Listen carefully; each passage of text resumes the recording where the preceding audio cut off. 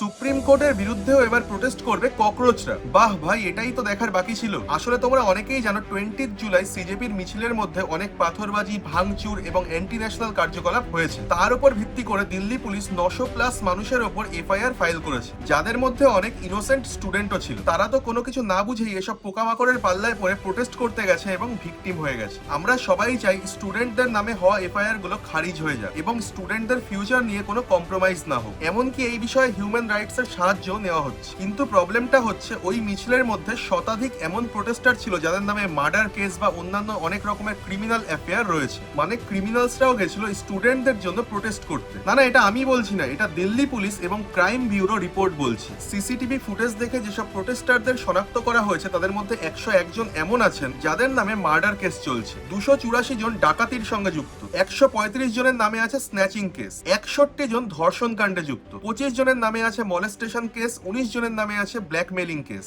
229 জন এমন আছেন যাদের নামে এনডিপিএস, নেশা, গাঁজা, আর্মস এর কেস চলছে। সিরিয়াসলি, যারা এদেরকে ইনোসেন্ট স্টুডেন্ট বলছিলেন তারাই এই দেশের সব থেকে বড় অ্যান্টি ন্যাশনাল সন্ত্রাসবাদী মানসিকতা সম্পন্ন মানুষ। তারাই এইসব ক্রিমিনালদের ইনফ্লুয়েন্স করে ক্রাইম করার জন্য। সোনাম ওয়াংচুক শেষের দিকে এসে বুঝে গেছিলেন এটা কোনো স্টুডেন্ট প্রোটেস্ট ছিল না, এই জন্য উনি সময় থাকতেই এই প্রোটেস্ট থেকে বেরিয়ে গেছিলেন। কিন্তু সিজেপি লিডার অভিজিৎ ডিপকে সমস্ত কিছু জানার পরেও এদেরকে নিয়েই প্রোটেস্ট চালিয়ে যায়। যাই হোক, সিজেপির spokesperson Sourav Das supreme কোর্টকে জানিয়েছেন যাদের নামে এফআইআর হয়েছে তাদের সবাইকে ছাড়তে হবে। মানে ওই ক্রিমিনালদেরকেও ছেড়ে দেওয়ার জন্য আর্জি করেছেন সৌরভ দাস। জাস্ট একবার ভেবে দেখুন এই ককরোচদের মেন্টালিটিটা। আবার সৌরভ দাস সুপ্রিম কোর্টকে হুমকি দিয়েছেন এফআইআর না তুললে তারা আবার কোর্টের সামনে ধর্ণা দেবেন। আগের বার মোদিজি অনেক কিছু ভাবনা চিন্তা করে তোদেরকে প্রোটেস্ট করতে দিয়েছিল, এবার তোরা সুপ্রিম কোর্টের এগেনস্টেও প্রোটেস্ট কর, তবেই তো তোরা বুঝতে পারবি সুপ্রিম কোর্ট কারুর বাবার নয়। ওখানে তোদের বাবার রাজত্ব চলে না। লক্ষ লক্ষ মানুষ ঘেরাও করেও বাবা রাম রহিমকে কোর্টের হাত থেকে বাঁচাতে পারলো না। আর তোরা তো কোথাকার নর্দমা থেকে উঠে আসা পোকামাকড়। হাতে বি.আর. আম্বেদকরের সংবিধানের বই নিয়ে এয়ারপোর্টে নেমেছিলেন অভিজিৎ ডিপকে। আর সেটা দেখার পর সৌরভ দাস বা এদের মতো ককরোচরা ভেবে নিয়েছে সংবিধান ওদের বাবার, এমনকি সুপ্রিম কোর্টটাও ওদের বাবার। সুপ্রিম কোর্টের বাইরে ধর্ণা দেবে সালা গন্ডমূর্খ দেশদ্রোহীর দল। আমি তো সিরিয়াসলি চাই ভাই তোরা এবার কোর্টের এগেনস্টে বস প্রোটেস্টে, কারণ আমরা সত্যিই দেখতে যাই ককরোচদের ক্ষমতা। নমস্কার।